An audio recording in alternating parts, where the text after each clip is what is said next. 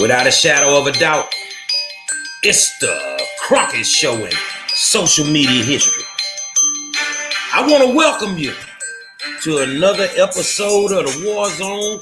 Dirty Politrickz is what they call it on Wednesday nights. I got my man Aubrey Taylor in the building. My man Chuck Mahler's on the way. And I am the 5-star general. Say tonight, man, we're going to break a race down and show you how the numbers show you how these people are cheating in these races. Y'all kick back because it's going to be interesting. Let's get the fireworks started. Say, man, I want to welcome you to another episode of Dirty Politrickz on a Wednesday night. Yeah, we still in the war zone, but on Wednesday nights, we call it Dirty Politrickz, where we discuss politics from the dirtiest level you could ever think of. Because some of these folks in politics, man, I'm telling you, they the dirtiest players in the game. Ric Flair lied. They the dirtiest players in the game, man. They playing the game like the ONWA, man. National Wrestling Alliance. But I'm going to crank it up this way. Had a good meeting with some good patriots today out in Katy, Texas. And they ready to lock and load with the 5-star general. And we finna go out here and get that 80% and win this race, I can tell you that. But I'm going to start it off like this here. I mean, I know y'all heard because I talked to y'all today. The peoples done went and sued Aubrey Taylor with a crackerjack lawyer. I swear this man done popped up out of Jack in the Box or something. With a crackerjack lawyer. And at the end of the day, my friend, all I'm going to say, this going to be a very expensive ass whooping. That's all it's going to be. I see my man sitting up here laughing because this is going to be a very expensive lesson that, you know, Candace Matthews is going to have to learn. But I want to say this here, and I'll double down on it. I got the pink slip to the 300 because I got the info today. Ain't no degrees. I take that to the bank on who I got that from. But she did go to school. She did. And got a cosmetology degree from San Jac University. That is not a doctorate. And when I researched it, it takes about 8.5 years to get a PhD. But ain't no degrees. And you could take that to the bank. What's going on, my friend? Turn your mic on. So it's just been a wild day, man. Just getting ready for this show, looking to get into these numbers a little bit. Let folks know what happened back in that commissioner's race. Yeah, the race we're going to talk about tonight, we're going to take y'all back a bit. And we're going to talk about a race with Commissioner Rodney Ellis and Maria T. Jackson. We're going to talk about that race. And Aubrey's going to break down some numbers, and we're going to show you how the numbers just don't even add up. Now, the reason that we're doing Dirty Politrickz and when we speak of politics in general is to educate you guys. It's not to sway you. You get to choose how you want to vote. But we want to educate you so that you go to the polls and you can make some conscious decisions on who you want to pick to represent you. Now, whoever that may be. Hold on, Chuck. Mute your microphone. Whoever that may be, that's your business. You get to choose. Nobody's going to tell you how to vote, whether Republican or Democrat. That's your business. Just take the information that we're giving you. And then when it's time for you to decide, maybe a week or two doing early voting, you sit back if you're not going to early vote and you go down your list and you pick who you want to vote for. And that's your business. You can keep it quiet. Or if you like me, I ain't scared to tell people who I vote for. I'm not afraid. So, you know, but at the end of the day, I do the same research that we're telling you to do. And then I make my conscious decisions. What's up, Chuck? How you doing, man? Doing good. I appreciate it. Sorry for the delay. Say shit happens. Shit happens sometimes, man. How was your day? It was pretty good. It was busy with a lot of cases, criminal cases. I heard, and not going into details, that you've been doing a lot of work on a certain case and look like you about to have a bunch of money behind that shit. And they got to pay you for that. So, it's going to be a very expensive ass whooping. That's what we issue out around here. Expensive ass whoopings. And now is the time that we can't go back on it. So, Aubrey, explain to the people exactly what we finna do tonight. And let's jump into it.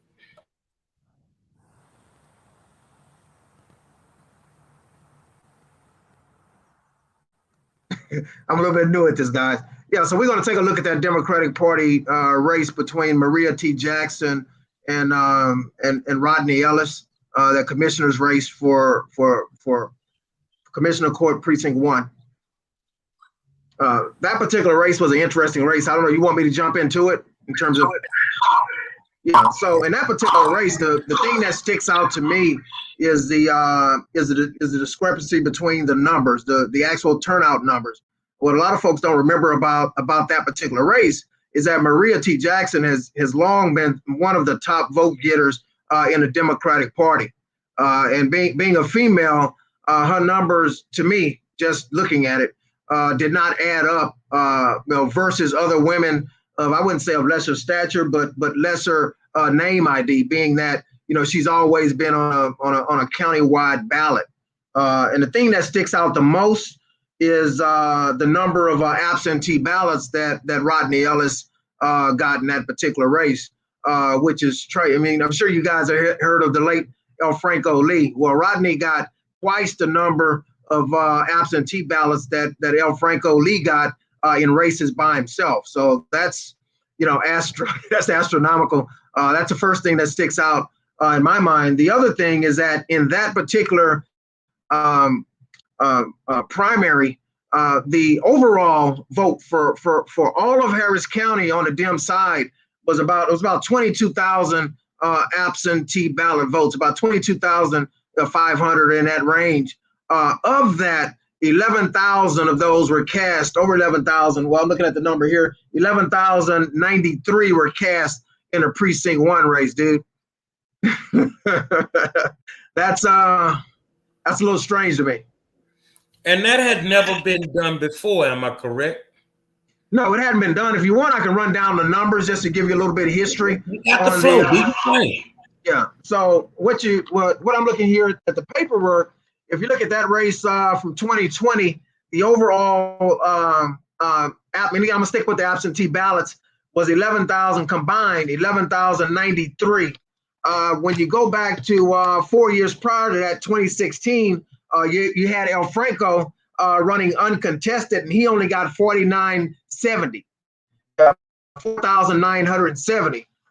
If you go back to 2012, again, El Franco Lee by himself got about 4,345. If you go back to 2008, again, El Franco by himself, the late El Franco Lee by himself, about 3,500. And that's total now. You keep in mind, I'm talking about total absentee ballots that were cast in an uncontested race.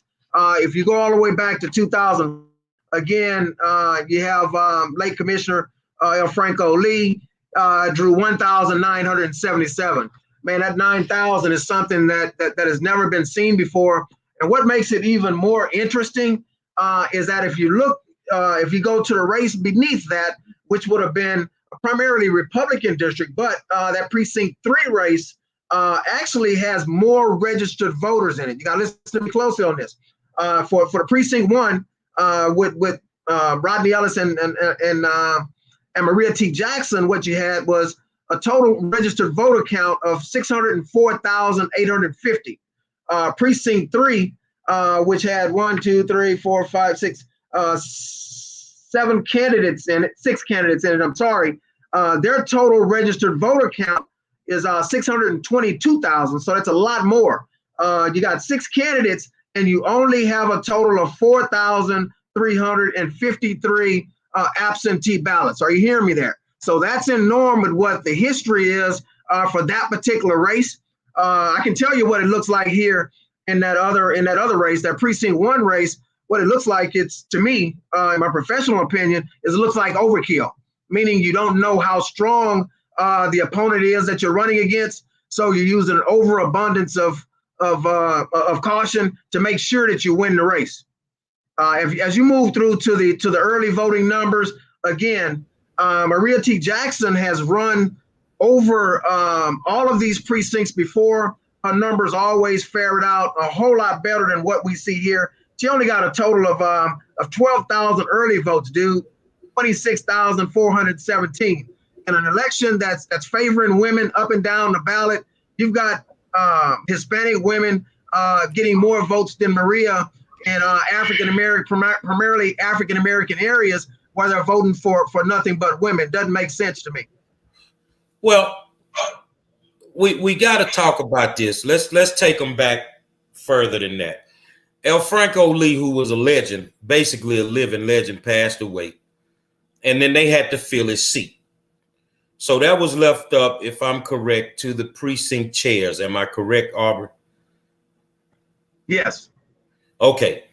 Now, if history serves me right, allegedly, Ellis was paying off precinct chairs. You know, buying air conditioners, giving $500 for a vote. So Ellis gets into the seat. Now he got to run against Maria. And, you know, this dirty Politrickz, y'all. So y'all done already heard allegedly some of the dirty stuff that my man supposedly did to even get in the seat to fill it until he could run.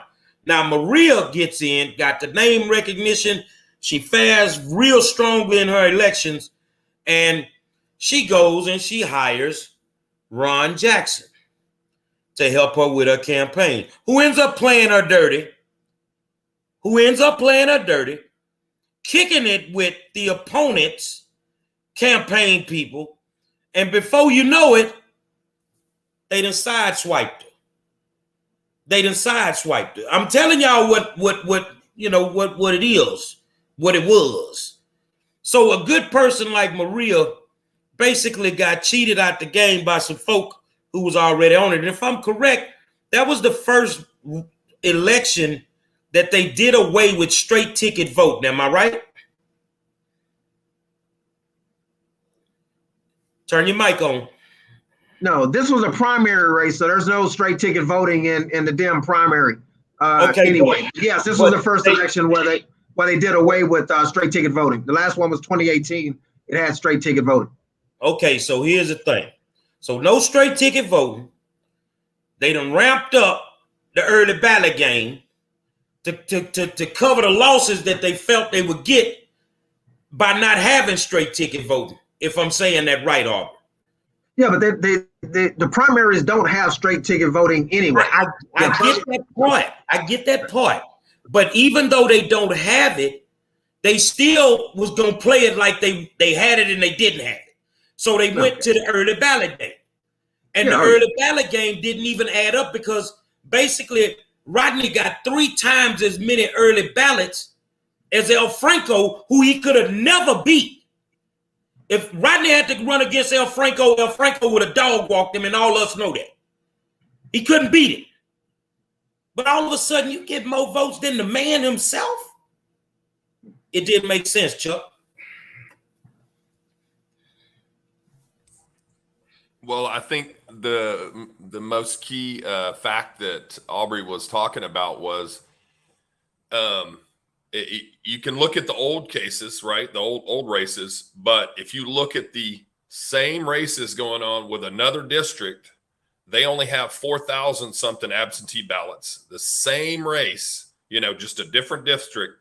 And here, this district gets almost 3 times as many absentee ballots. That doesn't happen. In other words, that shows for sure that there was cheating in that district that went on. Because why would the numbers be so wildly off? In other words, Harris County population is pretty much equal from district to district. There's almost the same amount of people in each district. And so for them to get 3 times as many absentee ballots in that race And that's what caused him to win. I mean, it's cut and dried. Well, that's not necessarily what caused him to win. I mean, he actually just went on a tear in the actual early in-person voting and the election day voting. But what's key here though is that absentee ballot game. It gets you off and running, like Gary said, and it almost. I mean, you're done in right there. So even in a close election, just the disparity in the absentee ballot voting alone, no matter what kind of race Maria ran, the race was over at that particular point. And the funny thing about that is Maria's numbers actually ran true to form. I mean, so even with her numbers are carried. If you look at that 4,000 threshold, where I was telling you where Franco was in uncontested races, Maria got right about 2,000. So she ran better than expected, but was still, man, out of there. I mean, it was hard to even watch that. I mean, she ran true to form. She would have been right in what I would consider a clean race, but I mean, here, man, that 9,000 just stuck out to me. And when I saw it, first thing I thought was unbelievable. So, eventually Rodney has to run again. Do either of you guys foresee, based on the allegations of the art, the illegal African art that's still housed in that warehouse over there in our community, based on the fact that all he really does is ride bicycles all the time, does nothing technically for the African American community, do you see anybody being able to beat him in the next race if it's a fair race?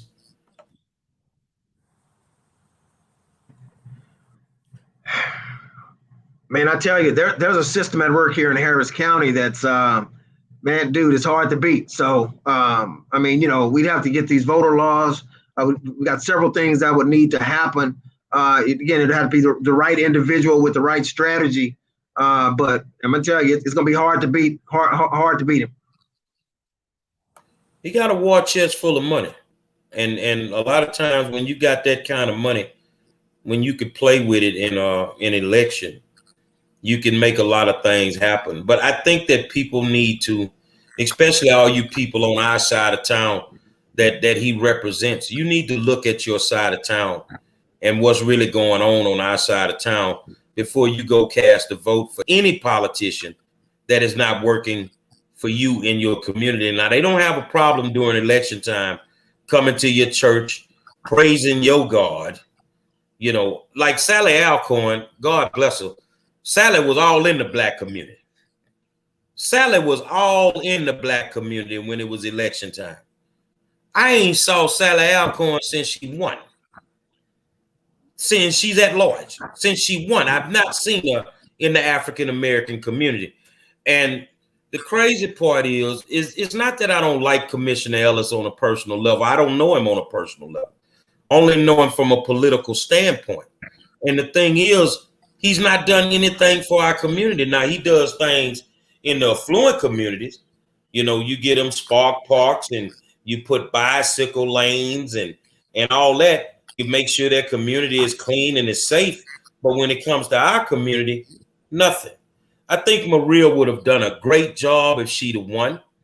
But the dirty stuff that was done to her before she even got to election night kind of sealed her fate. What you think, Chuck? Yeah. Ellis lives in a big old multi-million-dollar house over there at Rice University. So, I mean, I don't think he knows anything about the areas that he's supposed to be helping out. The way to beat him is obviously to make it fair, and people have to be observant, and people in the community have to help out getting rid of this fraud. In other words, there's a lot of people that have family members that are in nursing homes. And as we've said before, that's one of the biggest areas they go and start stealing elderly people's votes. And so people need to be prepared for that and check in on their family members and expose anything like that they catch or they find out from their family members. So, and they're going to be doing it in the neighborhoods, running through and taking votes. I think with the variant running around right now, we're getting to a point where we're not going to be able. I don't think they're going to lock the state down again. I don't see that coming. I don't see the mask mandate coming. They're going to leave that up to you. But our vulnerable people, which are our seniors that they prey on in every single election, is going to be, we're back at that point again. So that's why I think, and that's something maybe you could speak to, Aubrey, it's important to tighten up these voter laws, especially for this election, if we have to deal with the variant and people can't move around and they're going to be scared to come to the polls and different things. What you think, my friend? Yeah, I agree with you there. But one thing I wanted to point out that I missed a few minutes ago when I was talking about this particular race, when you were asking whether or not Ellis could be beat. I mean, anybody could be beaten this race. And the reason why I say that is that at the end of the day, Ellis only got about we only got 63,000 votes, so 63,355. But however, as I mentioned earlier, you have over 600,000 registered voters in that precinct. 600,000. So, I mean, again, the right person, right strategy, right ground game, but you've got to. Here's the funny thing about that particular race is you don't know how many absentee ballots they actually had. So if you understand the way the game goes, look, dude, I mean, it's kind of nip and tuck. I mean, so you're looking at what the turnout number is going to be, and the harvesters will determine how many they actually have to turn in. So if the daily turnout numbers are up, they boost the number that's going to be mailed in that's already been harvested. So it's tough to get out in front of them. You never know how many early ballots they're going to do. And you don't know how many dead people going to vote in the race either. Because there's a bunch of dead people off of Cullen Boulevard in the Paradise Cemetery that's still voting. A bunch of dead people still voting, man. Maybe they be going over to the funeral homes and scouring through the programs or whatever to find out who done died so that they can get them on the voting rolls. I think we're getting to that point, y'all, where they're going to devise a system where they can purge these voter rolls to get these dead people off the rolls, because they're using a lot of dead people to cast these ballots for.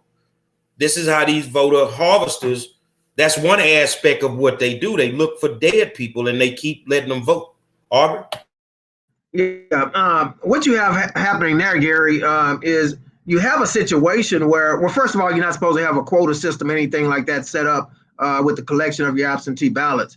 But what you have happening here is I believe that the absentee ballot harvesters actually have a list that they're going by, and they get a little bit lazy at times, and they're basically just putting they're basically putting the signatures on, and they're basically doing their thing. And man, they don't want to go out and do all that all that work. They basically got a list that they're constantly. That's the reason why you have someone died in 91, dude, still voting, and that kind of thing. I mean, they've got a list that they're just going by and that they're requesting because typically, if you understand the figure, normally that figure is about $1,500 dollars in that kind of business. So they have a certain number that they need to hit based on the size of the precinct, go to person that they're running for.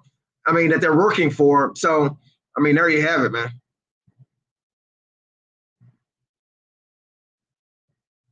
You see, Kelly McElroy Bonin said a lot of people from New Orleans voted too. And honestly, that's a true statement. We got a lot of people from a lot of different states that live in those other states that are voting in the local Harris County election.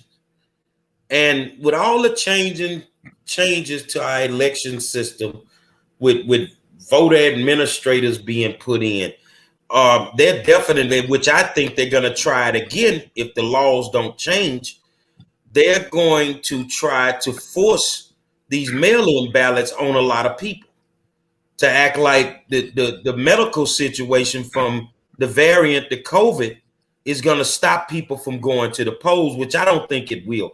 You know, I was working the polls and I saw something that was amazing in the last election. No matter if it was the COVID or not, a lot of older people, they still came to the polls because these are the people that fought during the civil rights era to be able to go to polls. So you couldn't stop some of these older people from going to the polls. They're like, I'm not doing nothing through the mail. This is how I vote. This is how I've been voting. And I'm going to keep coming to vote. And that made me realize that, especially you young people that are not voting, you have to understand why these people are in this mind frame. And the lie that's being spent is somebody died to give you the right to vote. That's a lie. Somebody died to make sure you got something for your vote. So that's why these people will get out their house at 92, 93 years old, and they will come to these voting polls. And some of them got more energy and stamina than me, Chuck, and Aubrey combined. And some of them, they can barely walk, but they coming. So this thing where you're trying to force these early ballots, mail-in ballots on everybody, I think that's the game they're going to try again because of the things that they have in place. Chuck? One of the things that they did in the 2020 election, which was real strange, and I guarantee you there was a lot of cheating related to it, was when people were mailed an absentee ballot, but they didn't request one, when they went to go vote, they had to surrender their absentee ballot that they had before they could physically vote. Okay. Those were stacking up. They would stack up at those polling locations in boxes. Okay. And they would have the polling judge at that precinct would just call somebody, let's say a cousin or somebody, to come pick up the box. These are live ballots. So we're talking 200, 300, 500 live ballots. Okay. And they're supposedly taking them back to NRG, and they're supposedly destroying these and not using them. Okay. So think about all of these ballots coming in. There's no cops following them. There's no, there's no way to determine, did these ballots make it to their destination? And did anybody stop and fill all these ballots out when on the way to the destination and then vote? So double vote for people. That's one of the laws they're going to institute with that voter integrity, is that there has to be a sign in, sign out, and a law enforcement officer has to escort that to the destination. I mean, how can anybody be against that? Well, let me ask you guys something. How secure? When we go to the polls, we walk in, we do the normal at the desk, and then we go and we stand in this booth that's covered, right? So the person next to you can't see what you're doing, when you're voting. How secure is drive-through voting when there's 4 or 5 people in a car and your vote is now not sacred? How secure is that, Aubrey? Man, I don't think it's very secure at all, man. I mean, to me, it's just one of those things. I think that opens us up to the possibility of some nefarious stuff, going on, man. For me, I don't like it. Other than that, I don't have anything too much to say about that. Chuck? Yeah, no, it's not good. And they even had problems instituting this when they did this in 2020. They were taking the machine out to allow somebody to vote. So there'd be 3 people in the car. They were allowing that person to vote. Then the other 2 people would get to vote, but they're not clicking it, downloading the information after each vote. They were downloading it after the 3rd person voted. So therefore, there was a discrepancy. There was huge discrepancy that Alan Vera and them caught. And they said, hey, you're screwing a lot of people out of voting because there was multiple people in the vehicle and you didn't reset it after every vote. And so they had to go back and get the memory from the JVC machines. So how many people, you know, so because they were still in the queue there. So in other words, there's this myth that drive-through voting was great and everything worked perfect. No, that's one technical problem that they didn't fix. And then you go to the Northeast side where they had stacks and stacks of driver's licenses. Why would you have 30 driver's license sitting on a counter? You know, the supposed task force that investigated this said, well, that was just people that were in line. They had went and got all the driver's license to be ready so they could do them in real quick. That's not true, because they actually were going and getting driver's license of some people right as they pulled up to the stop. They weren't getting it down the line. So, I mean, that was obvious cheating there. So, you know, I'm just touching bases on a few things, guys. Now, you know, the other thing was the 24-hour voting. Look. I know some people in positions of power think black people are stupid.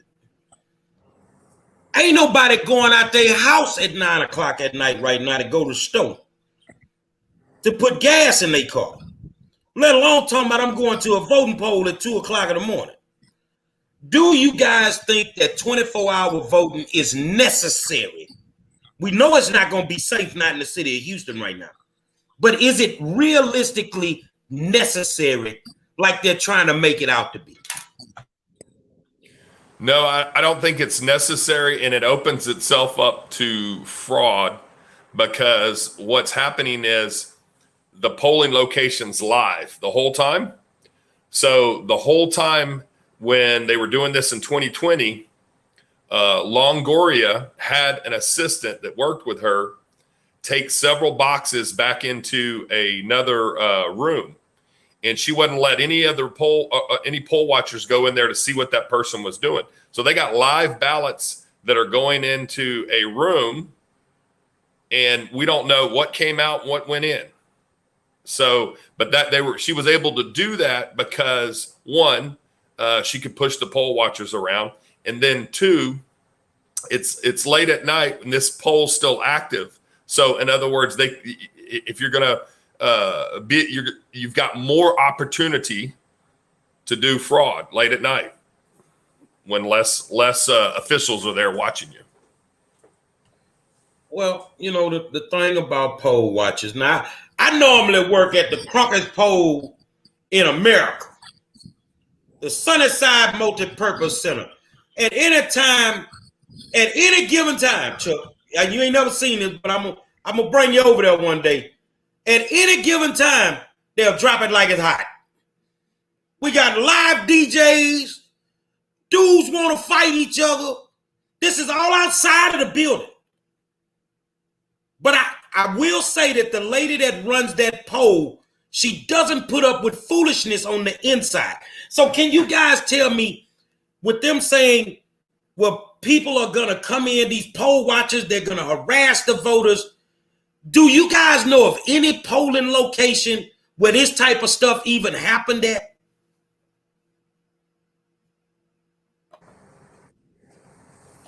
No, Yeah. I think we've got some anecdotal instance of, you know, I don't know, the 90s or something, where, you know, in East Texas or something, some white poll watcher intimidated some, you know, a couple of black people voting. I mean, that's some anecdote they keep using. I mean, there's no instance here in Harris County that I'm aware of where a poll watcher stood over somebody's back and interfered or intimidated them with voting. That's not the position they're supposed to be in anyway. The position they're in is at the front end and the back end. In other words, making sure that things are done properly when people sign in, and making sure at the end of the cycle that things are being done properly as far as handling the JVC machines, handling the live ballots. So, I mean, poll watchers are not walking around, you know, intimidating the voters is what they keep claiming is going to happen. They just don't want, in other words, in protecting the poll watchers and giving them a little more ability to monitor is a good thing. It's a good thing for Harris County. They don't want it in Harris County because the Democrats run Harris County and they can maneuver things the way they want. But it'll also protect people like in East Texas.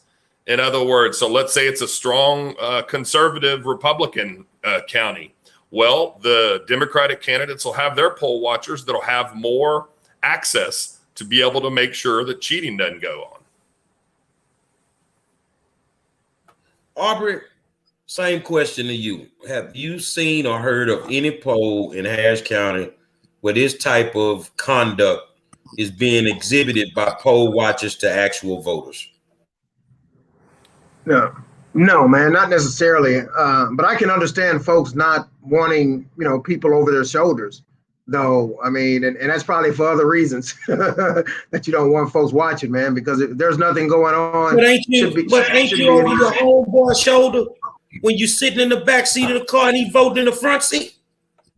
Mm-hmm. Yeah, and think about I don't think that is actually. Yeah, actually, I don't think that is about.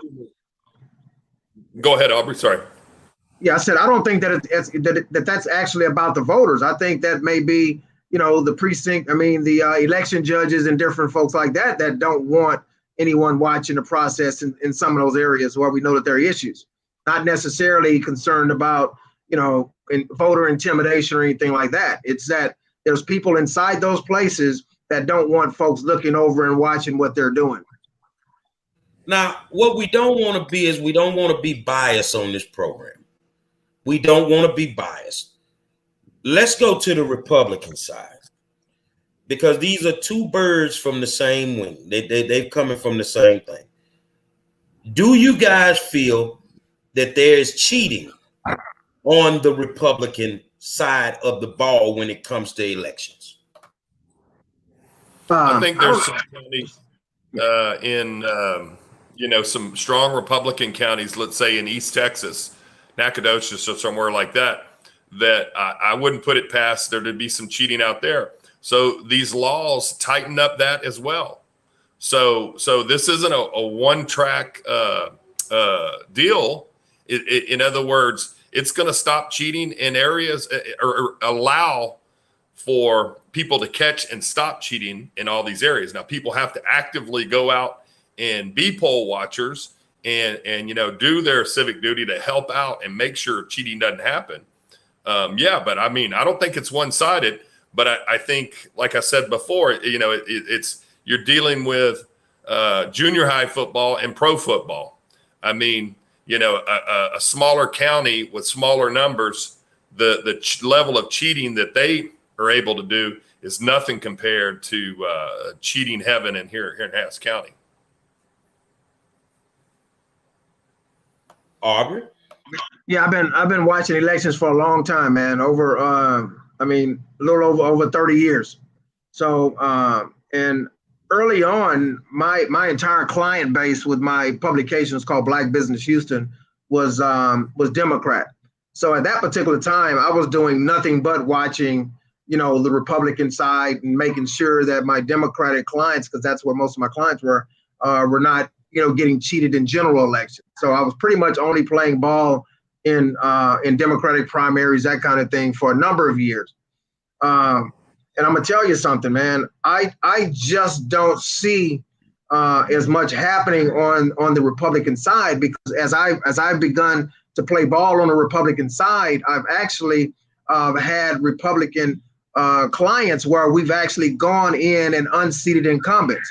So Briscoe Kane being one. I mean, Briscoe unseated incumbent, man, by 26 votes. 26 votes around it. So you see. Even Valerie Swanson, who was up on that dais on the election committee, she actually unseated Debbie Riddle, man. So you see on the Republican side, you see their young guns, they can come in and take out their Republican stalwarts, so people who've been in office a long time.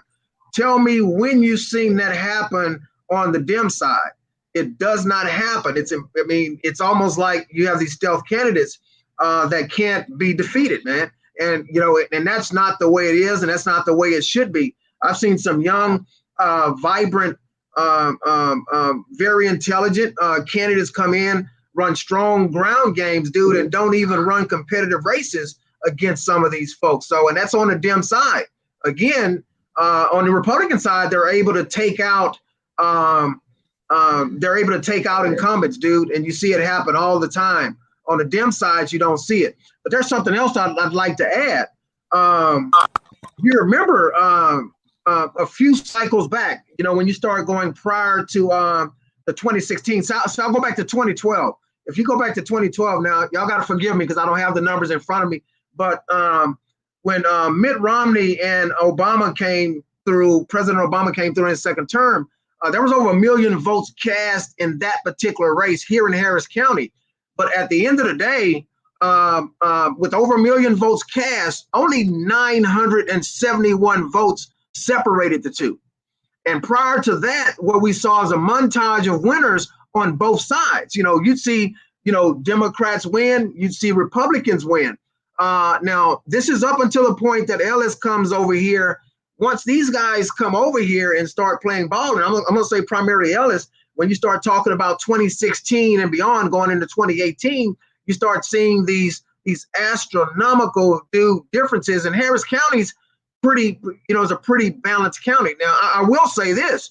I think that if all things being fair, I think that Democrats would still be ahead. But I don't think that but I think that we may see some Republicans that should be able to skate through the cracks. I'll give you an example of what I'm talking about.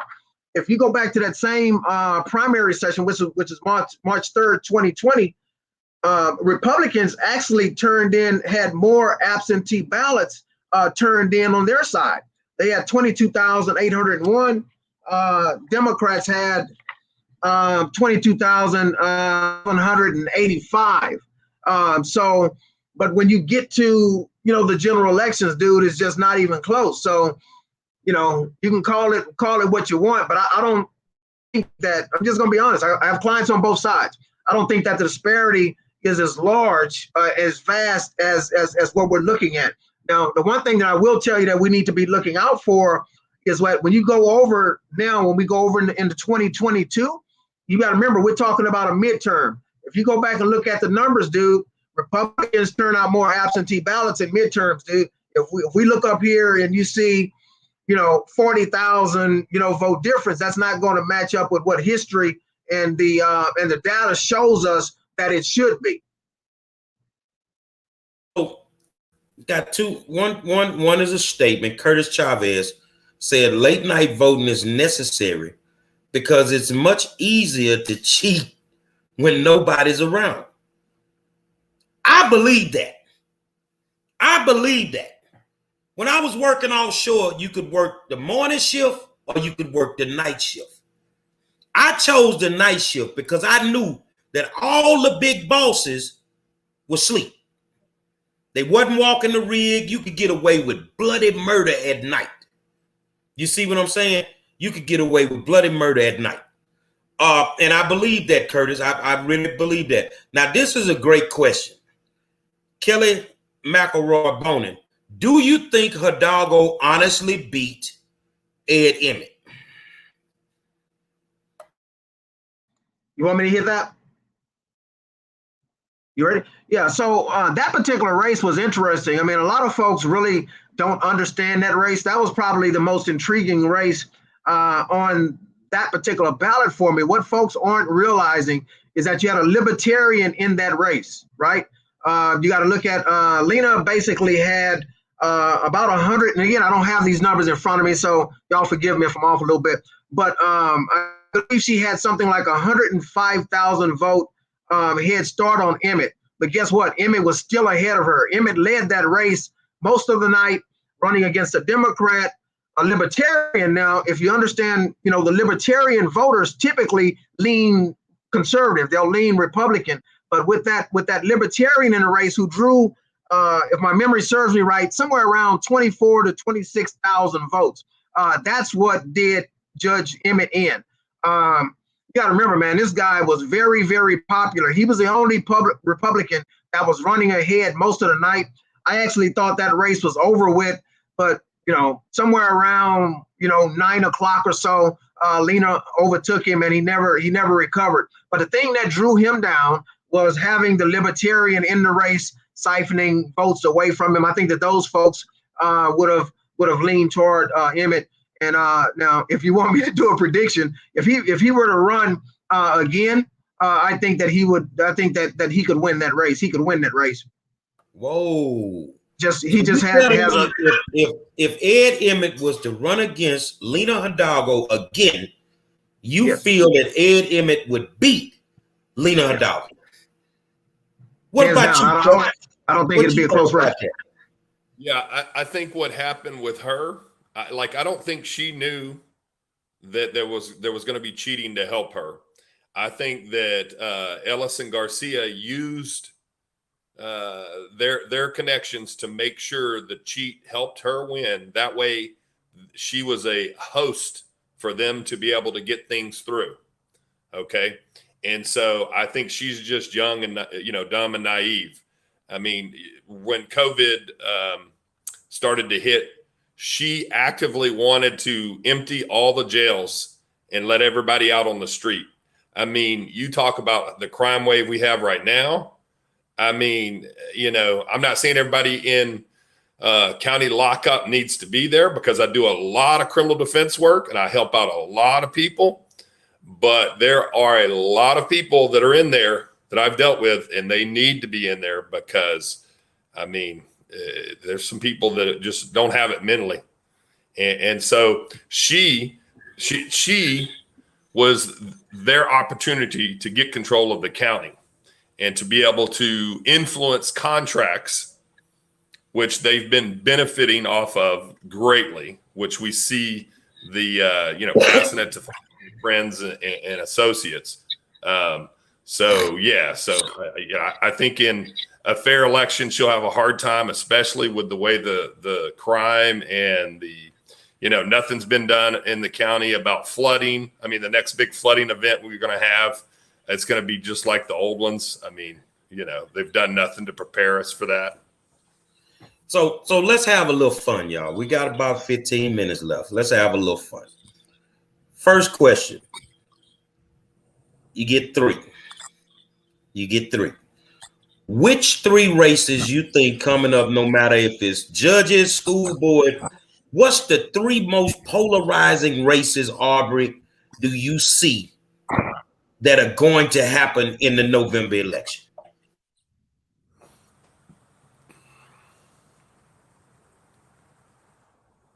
You mean the upcoming November election, or are you talking about 22 midterms? Okay, this one. Your race is going to be real interesting, man.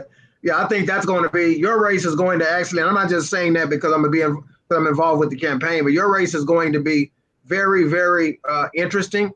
There's going to be several others, but I think I think the top race on the ballot in terms of the school board is going to be the race involving you and whoever gets in there.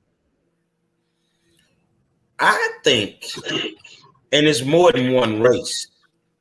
I think it's the Black Girl Magic judges if they're running this time. Am I correct? Yeah. They're not up until next November. They're not up until 2022. We got some judge races that are going to be very, very interesting to me. Can I say? Let me hit that. Yeah, their races. Here's what's going to happen here. On December 13th, what you're going to have happen is each of the parties, the Republican Party and the two major parties, the Republican Party and the Democratic Party, are going to put forth their nominee fields, meaning everybody who wants to run in 2022, they have to be signed up. I believe it's by 6 o'clock on Monday, December the 13th. From there, we'll know what matchups we're going to have. Several of them have already announced.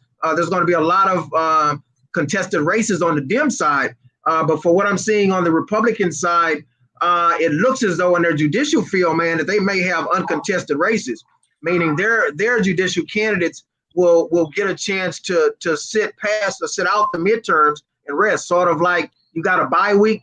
It looks as though most of their races, they're going to have a bye, so they're going to be able to stack their dollars and wait, while Democrats are going to be cutting each other up. Because you got to remember, there's, I believe that there's going to be a purge, meaning I think that I see some tentacles of where there are some folks who are saying that we actually have too many African-American judges. So you're getting ready to see some inner battles and wars going on to try to kind of ferret that out and bring a little bit more balance. But I think that the folks are saying that, I think that they're a little bit off, because if you look at the number of judicial races that are on the ballot versus the number of African-American judges that we have, even though we're going to have more African-American judges up for re-election than we've ever had in the history of Harris County, it's like that because we've really never had African-American judges. So we've just kind of got in there. And once our judges got in there, you started hearing all the talk. You really heard talk about judicial temperament a whole lot. You never heard a lot of talk about inexperience. Young judges of other races have been elected just throughout, the history of Harris County. But there's a lot of folks, man, who's pissed off about the fact that we've got a large number of African Americans sitting on the bench. And I can tell you what, with this crime, from what I'm seeing, I think that the Democratic Party and other individuals, and I would say probably, party bosses, they're not doing a very good job in terms of explaining away this crime. Most folks are seeing the rise in crime that we're looking at, and they're thinking that this happened because of this new wave of judges. And I don't necessarily see that being the case. And the reason why I'm saying that is because when you see the crimes happen, what you're seeing is most of the crimes that's being reported, that you're seeing on the news, are African Americans committing crimes. When you see the judges' names that are mentioned associated with letting these people out, typically in some cases I begin to notice where they're mentioning the name of the African American judge, but when it's another judge who's done this, sometimes their name is not mentioned, and I have to go digging to find out who it actually was. So I think that there's some that's happening there, and some biased coverage of some of this stuff. Yeah, I think I think the PR bonds are going to be a huge issue. And what's sad for a lot of these judges, I don't agree with them doing this PR bond stuff, but this was something pushed on them by Ellis. And so he's not going to defend them in this. He's going to hang them out to dry. Like he hasn't been out defending them related to these, to his big baby here that he created. So it's sad that a lot of these judges are going to take the heat for something that he did. Let me say something else. Can I jump in again, Gary? Okay. Yeah. Look, here's what you have that's happening, man. With this judge situation, I think that they've gone too far to the left. And what we're seeing is an overcorrection. I think that when you go back to the 90s, when Republicans basically controlled Harris County, what you had was, I think that they were too far to the right. With all this lock them up, you had a lot of stuff happening. There was disparity in terms of what was happening to African Americans. Many of these judges, not necessarily the young ones, but when you take the older, more seasoned attorneys, African Americans, they've seen a lot happen, man, in this court system to minorities and to African Americans. And I think that they wanted to do something about that. Many of them are very passionate. A lot of them are clients. They're passionate about what they've seen happen, and they wanted to do something about it. Sure, I think Ellis, they inherited a problem, man. This problem was there when they took office, right? So the issue was already there. The lawsuit, based on the bond reform and that stuff, it was already there. And so they kind of inherited the problem. But I think that many of them genuinely have a heart for the people. And you got to remember now, they can't defend themselves, man. They're bound by those canons, so they can't come out and talk about, or they can't give us their reasoning behind what's happening. But I can tell you, what we're seeing here now, some of it's bad policy on Ellis's part, but what you're seeing also there's some folks who've seen some bad things happen, and they're trying to ferret it out and make it a little bit more fair. I disagree with the way that they're going about doing it, but I think this is Ellis's. If it falls on anybody's shoulder, I think that it falls on the shoulders of Rodney Ellis, not those judges per se.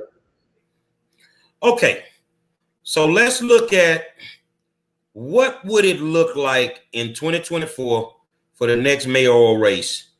I'm gonna put this up, and I want you to give me your honest opinion. Let me go in here and make sure I can open this up pretty big. Here we go. Let's open it up. Can you guys see that? Can you see that? Okay, so let's go over here. Hold on just a second. Let me share the screen. Okay. Hold on, because we want to get a good picture of them. Let's share the screen. Okay. 7, Houston. Share. All right. From what we understand right now, this is, and there'll probably be more people jumping in this race, but this is what it looks like right now in 2024 for the mayor of Houston. John Whitmire, what's his name? The second guy, Aubrey, what's his name? You turn your mic on. Turn your mic on. Yeah, that's Councilman Ed Pollard. Ed Pollard, Councilman Mike Kubash, Council Member, my man here, Mike Knox. Mike Knox. Tell me what you think of that field right there, Aubrey. And from what I understand, Amanda Edwards may throw her hat in the ring too. Yeah, if you look at Amanda's, matter of fact, that last Texas Coalition Black Democrat meeting, she was there. You're seeing her making the rounds. I'd be very surprised if she doesn't get in the race. Man, Whitmire, yeah, Whitmire's gonna be tough. Pollard, man, is a bad boy, man. I mean, that guy he's very, very smart. I worked with him a little bit on his council bid. He's very, very smart. He's a likable guy. He has a cross section of support where he has a lot of conservative support as well as Dem support. But I'm gonna tell you, man, he's raising a lot of money right now. Yeah, that's it, man. The dude, he's the real deal. If he's going to be in there, and again, I haven't talked with him and everything. He's the real deal, man. And he's actually he's a strong leader, man. He's a strong leader. He's young. He's aggressive, and believe it or not, I mean, I really don't think that he has a key in his back. So that's, that's big for me. Now, as you move over to Kubash, man, that name ID for Kubash, if I was going to say out of those four, you can't count Kubash out of the top two. If there's going to be a runoff, and there would be a runoff, man, you can't do it without throwing Kubash in there. I think he's going to be that strong of a candidate, even with the age and everything else.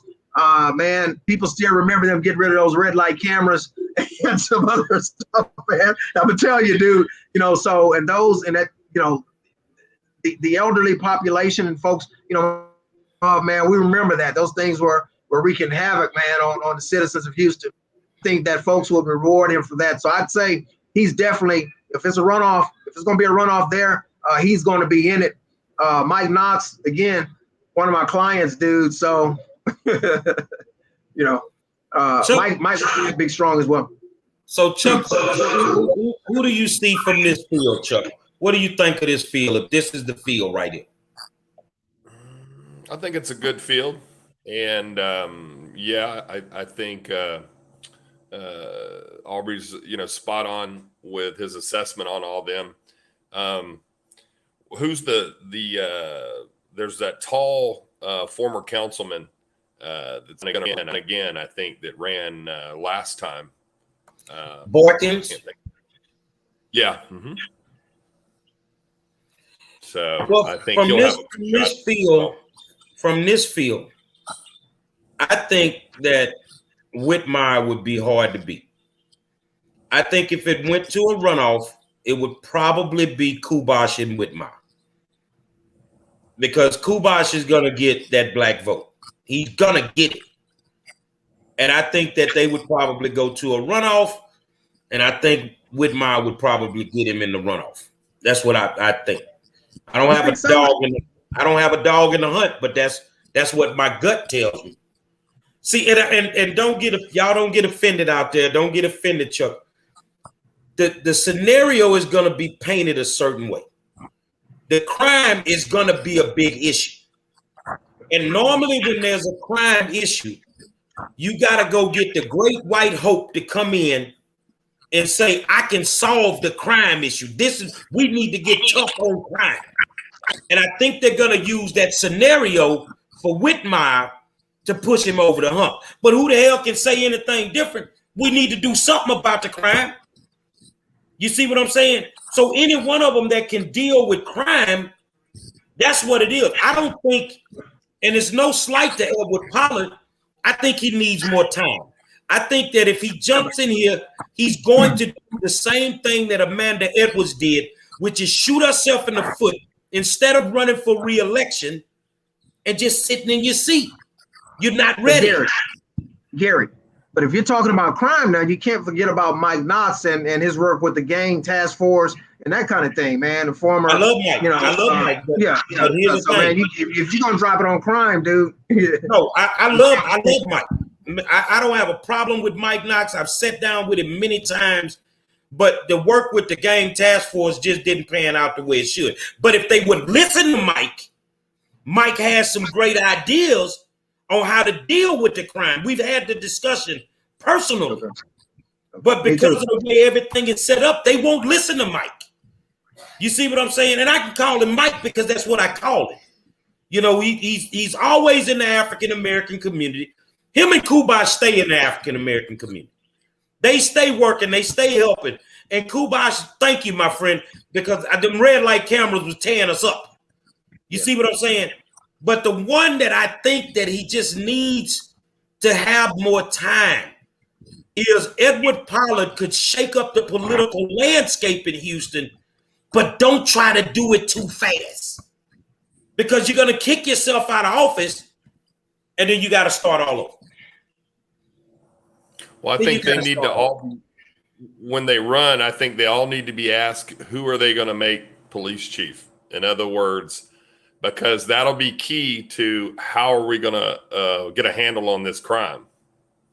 You know, what type of general are they going to put in that spot? Here's my thing about police chief. I don't think, first of all, the Houston Police Department is corrupt. Let's get that straight. It's been corrupt. It's been corrupt under several mayors. It's been corrupt under several police chiefs.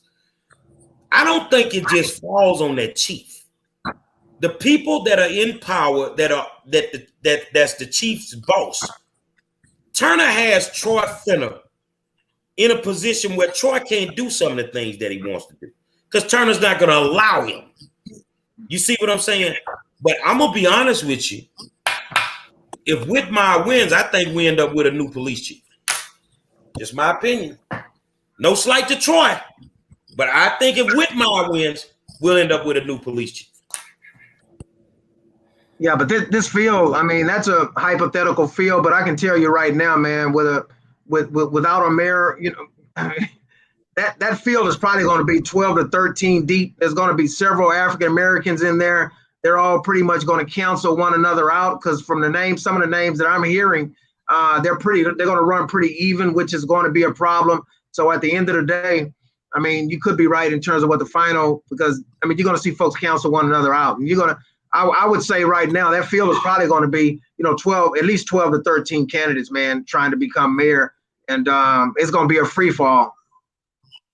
Yeah, I just don't see Whitmire being beat, though. I just don't see it. I think he's too strong and he got too much money. He can play the game. So, Chuck, here's a question because, you know, you might have the inside. Is there a chance that Tony Busby runs for mayor again? I think there's a chance. Has he made any motions that he would? No. But he may see with these new laws that get passed, these integrity laws, he may feel like it's a better investment this time because he spent a lot of money, basically lost a lot of money running the last time to get cheated. So I think it's 30 or 40% chance maybe. So last question for you guys, and just all we can say is hypothetically, where do you think we would be right now? And this is going to be kind of interesting for y'all. If Brad Jordan had a beat Carolyn Shabazz, Dr. Carolyn Shabazz, if Maria T. Jackson had a beat Rodney Ellis, and Tony Busby had a beat Sylvester Turner, where do you think the city of Houston would be right now? Well, as far as mayor, I think that we would have had a little better crime situation. And I think we would have had some concrete stuff done related to flooding.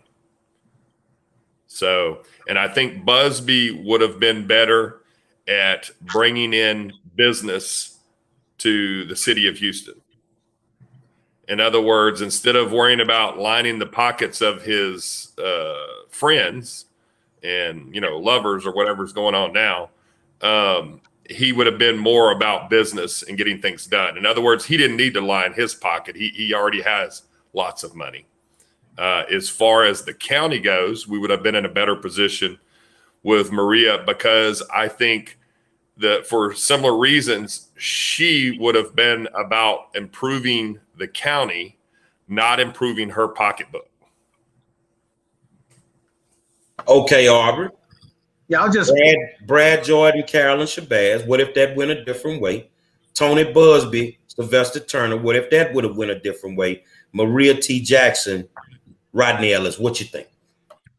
Yeah, on the Brad deal, I think that that Brad has some innovative things that he talked about. I heard him talk about on the trail that I think would have been really good, especially for African American young men. So I was favorable to some of the things that I heard him talk about. So I think that we'd be in a little bit different place, probably a better place there.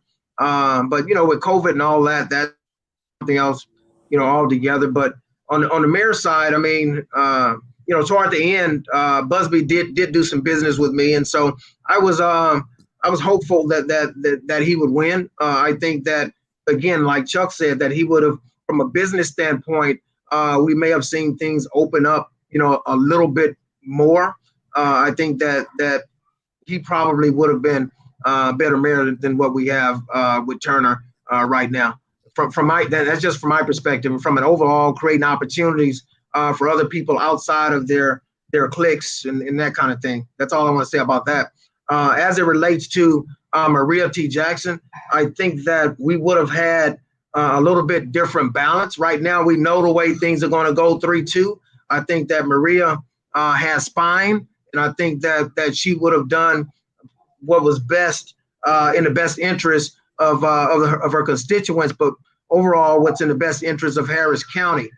So I don't think that we would have this rubber stamp kind of thing that we have now, where, I mean, nobody's willing to break, party lines. I don't think that Maria would have played that game. I think that she would have done what was truly best for the people. That's just my opinion. I've gotten to know her a little bit. I know that she has backbone, she has spine. She's tough, but she's fair. And I think that she would have, we'd be in a better place from an overall standpoint, because she would have done what's best for Harris County as a whole, and not just for her or her friends. She wouldn't have played that game. Well, for me, I'll start with Shabazz and Brad. Both of them are my friends. And it was tough for me because I decided to ride with Brad. And I think Brad had a more inside look at what it would take to slow these youngsters down in the streets. I agree with Chuck on that, because Brad came from the streets. He clearly understands it. And more importantly, when Mr. Brad Jordan speaks, the average young black man stops and he listens. So, I will give Shabazz credit. She started off a little slow, but now she getting her boots dirty, man. She out in the community, she getting her boots dirty, man. And I just think it may would have from day one, he had a plan to deal with the violence. From day one, he didn't have to worry about, can we get this on the agenda to address it, because the things that he wanted to do, he didn't need the agenda.